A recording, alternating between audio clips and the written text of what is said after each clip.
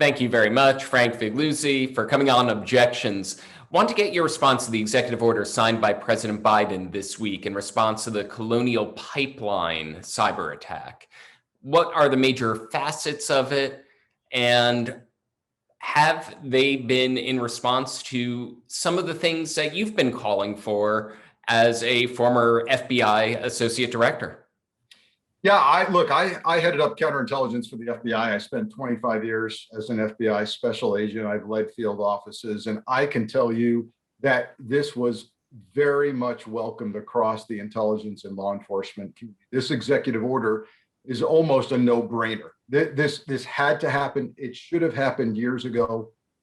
It clearly should have happened under the Trump administration with all of the hacks that we became aware of, and even prior to that. So this had to happen. And unfortunately, in the current polarized Congress that we have, it seems that the executive order was the only way to do this. So just quickly, the facets of it that pop out at me from a positive note, and then I'll talk about what I would have liked to have seen go even further.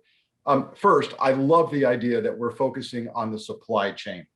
The supply chain, and for those who are kind of new to this area, what we're talking about here is where you get your stuff from. So if you're getting routers and modems and all of the software and hardware that goes into large networks and systems, well, guess what? Many of those, if not almost all of them, come from overseas manufacturers, even if it's an American company. So people need to understand that for years, we've been very concerned that the supply chains, particularly in terms of the stuff that goes into federal government agencies, even our most sensitive agencies, is corrupted, mainly by China and others who grab it and intercept it somewhere in the manufacturing and or shipping chain. And now they essentially sit and listen to, monitor, or corrupt what's going on inside America's biggest companies and agencies. This executive order tells everyone you have got to standardize and strengthen security around your supply chain. I'm really happy about that. Number two, it sets standards across the federal government for how you respond to a cybersecurity incident, because believe me, as many agencies as there are in the US government, there are just as many ways of responding or even not responding to a security incident in their networks.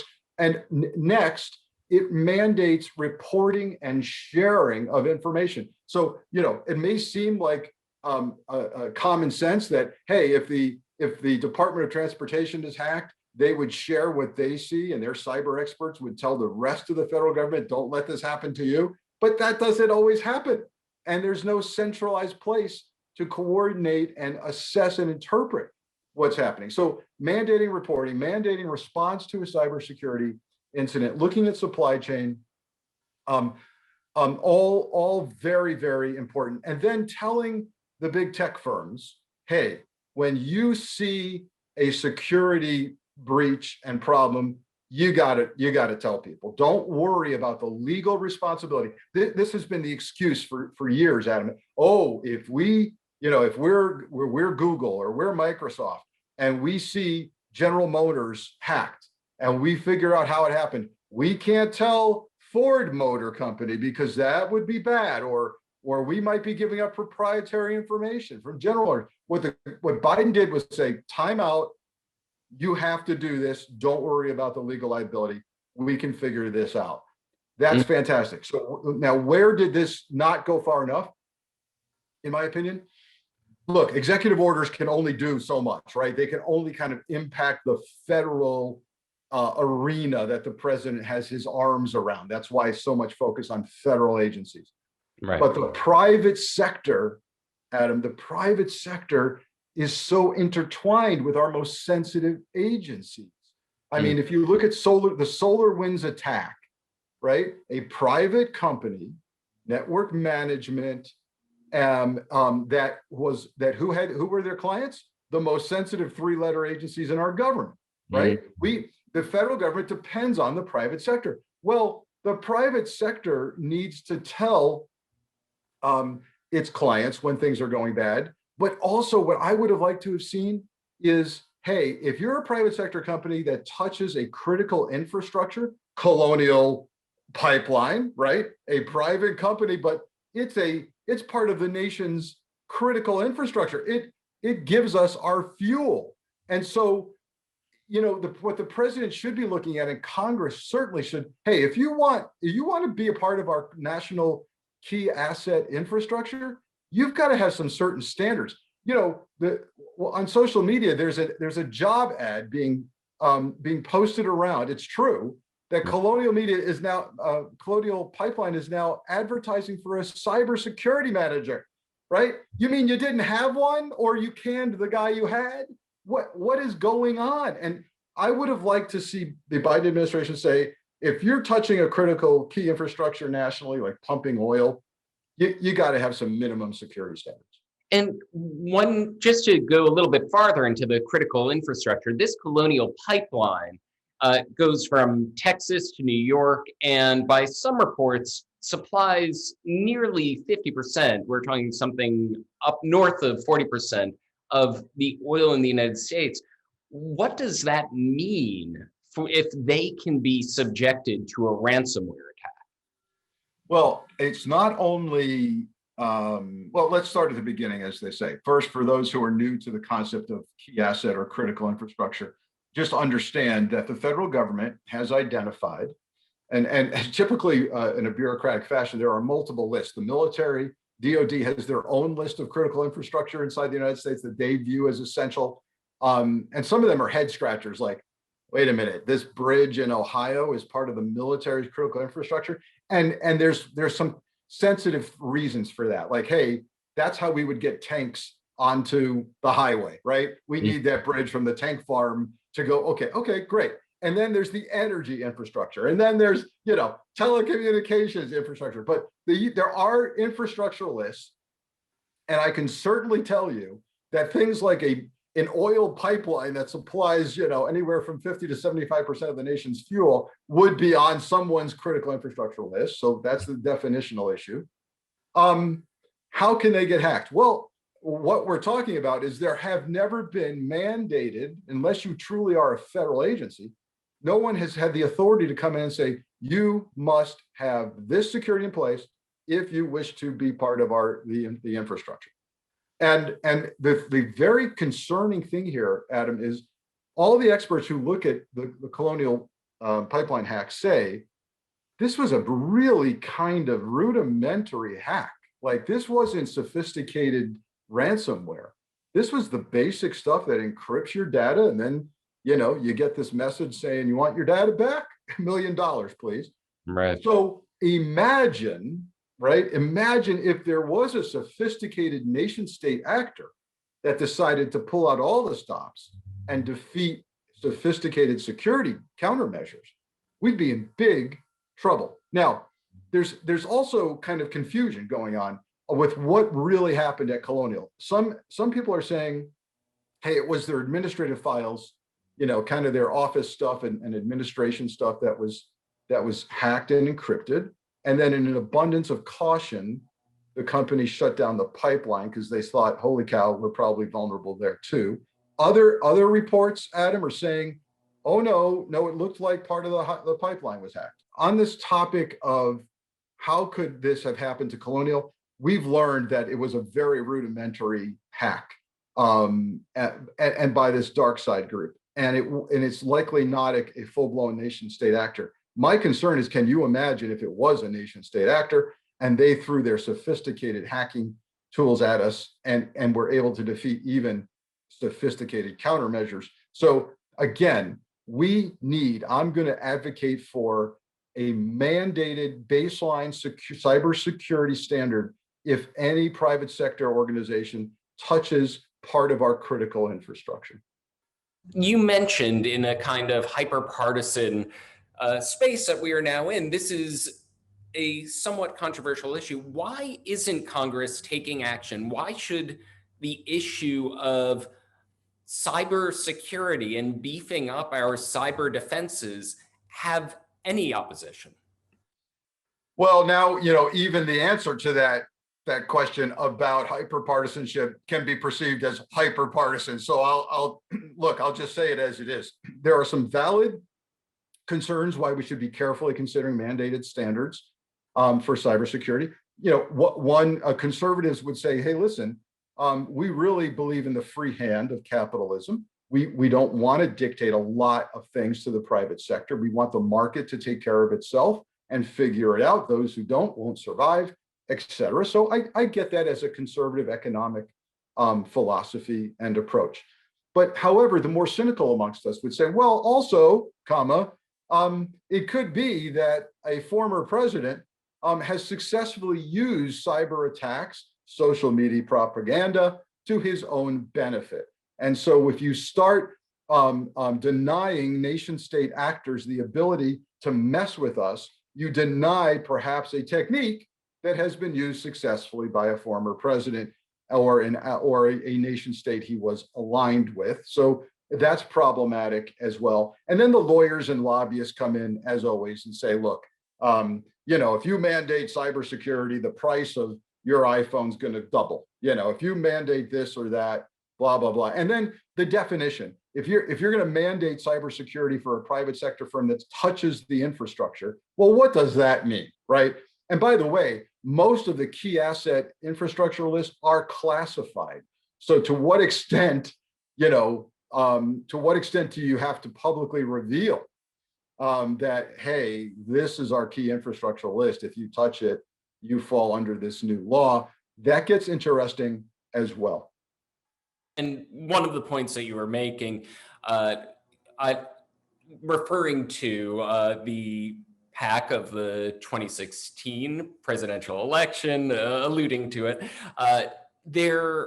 one of the points of the executive order mandates greater logging. So when there's a cyber intrusion, this will be better documented now, correct? Yes. Yeah. And let me tell you, the transparency that's needed there is extremely important. Even though the federal government has a group, a interagency group sitting under one roof in Northern Virginia, working on, it's a cybersecurity center. And I've been there, it's really cool. It's the closest thing to what you might see in movies about big screens and on the walls telling you, who's penetrating what system right now from what country. Pretty cool stuff. Even though that exists, there's still a lack of logging and reporting in the private sector and even in federal agencies. So mandating that's really important. But I have to tell you, you can't log what you can't see. So there are mom and pop shops out there, I've seen this, that really don't even understand how important they are to various functions in our country. And they don't, when you walk in and knock on the door and go, can I talk to your IT security guy? They look at you and go, well, you're looking at it. It's me. I'm the owner. We don't have one. And then the sweat breaks out on your head like, oh my God, they don't understand how important they are to X, Y, and Z in our country. So you can't log what you can't see. The other thing I've had the benefit, Adam, of 25 years in the FBI and then 5 years as a corporate security executive in one of the world's biggest companies. And I can tell you, my eyes were open at how expert those private sector cybersecurity employees are. And I walk in there and they know this is a Russian signature. This is a Chinese advanced persistent threat signature. And they're telling the FBI, have you seen this? Do you know where that's coming from? And so the talent pool in the private sector is critical if the government's going to get it right. That's why you see in the executive order, hey, tell us, report to us what you're seeing. And you had mentioned that this wasn't with the Colonial Pipeline hack, this wasn't a very sophisticated event. These were hackers out of Eastern Europe, a very common ransomware attack. I think there have been some reports that Colonial Pipeline actually did pay the ransom. What do you think what message does it send that these unsophisticated actors in Eastern Europe we're able to do this with a pipeline that is so essential to the U.S. energy supplies? What are bad faith actors that are more sophisticated, folks who are motivated by political ideology? Are they looking at this hack and taking notes? Yeah, I mean, look, the dirty little secret, Adam, is, and those of us in the intel community, law enforcement, had to live with this stress every day. But the dirty little secret is the nation states are already telling us they can do this. They, whether it's China, Iran, North Korea, or Russia, right? We have seen them peek into some of the scariest places you can imagine: hydroelectric dams, power grids, air traffic control, 911 systems, credit card payment systems, you name it. They have waved hello in those networks, and we know they're there. And they've done it for the purposes of reminding us, if things go south between us, understand we can shut this down. And so it's there, it's happened. The fact that a criminal civilian group has done this is simply a confirmation that the sophisticated nation state actors are already there and have chosen not to do it, because they know that if it's attributed to them, we're talking about some form of cyber war, right? Because we'll do it to their oil supply. So it's kind of ironic that the public's attention has been awakened by a criminal group. But I'm saying, yeah, because the nation state actors know that they can do it at will, and it would be an act of war. And beyond nation state actors, does this raise alarms from a domestic terrorism standpoint, given how much concern there has been in the intelligence community of late?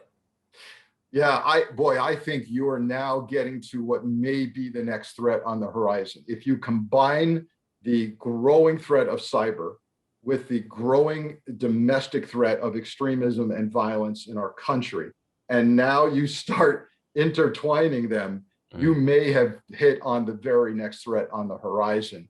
And the fact that domestic terrorist groups can now kind of hold us hostage in some way, shape, or form. I hope to God that the U.S. intelligence community is studying those capabilities amongst the groups. Now, look, the whole QAnon movement is what? Based on social media, on online propaganda. They're masters at online. Have they figured out the most basic tools? Of course, you can buy them. You can buy hacking tools. So yeah, I mean, it's a viable threat. We better get used to it. And we've just lived through a global viral pandemic, right? Where we had to stay home and shut down work. Okay, the next pandemic could be one of a cyber nature, where you can't go to the office because of a number of reasons. The traffic lights don't work in an entire city, and it's not safe to drive. Your infrastructure is down. You can't fuel your car because the gas pumps at all the gas stations have been turned off. The ATMs don't work, and you can't access your money. This is the next thing on the horizon. The thought that a domestic group would do it is pretty scary. Thank you very much, Frank, for all of your insights. I look forward to hearing more of your insights on your upcoming podcast, The Bureau, and appreciate your time and attention to this. Thanks for having me. The Bureau with Frank Figliuzzi launches May 25th. We're going to do something that's never been done before, Adam. We're going to take, with FBI permission, every week, we're going to be interviewing active duty FBI personnel about their cases, their mission, their lives. Stay tuned. Looking forward. Thank you again. Thanks. Take care.